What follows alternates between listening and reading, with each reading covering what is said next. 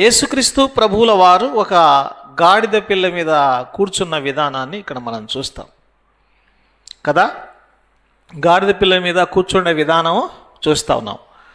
ఆయన చెప్పాడు తన శిష్యులను ఇద్దరిని పిలిచి, మీ ఎదుటున్న గ్రామానికి పోండి, అక్కడ కట్టబడి ఉన్న గాడిద పిల్ల కనబడుతుంది, దాన్ని మీరు విప్పుతున్నప్పుడు ఎవరైనా అది ఎందుకు విప్పుతున్నారంటే ఇది ప్రభు కావాలని చెప్పండి. అప్పుడు వాళ్ళు ఏమన్నారు, అప్పుడు మీరు చెప్పినట్లుగానే ఆ గౌడు పిల్లని తీసుకొని రండి అని చెప్పాడు. అది అడిగినారు, ఇది ఎవరికి ఎందుకు ప్రభు కావాల్సి వచ్చింది అన్నారు. తర్వాత వారు యేసు వద్దకు దాన్ని తోలుకొని వచ్చారు. గాడిద పిల్ల బట్టలు వేశారు, యేసు ప్రభును దాని మీద ఎక్కించారు. ఆయన వెళ్ళుచుండగా బట్టలు దారి పొడున పరిచారు.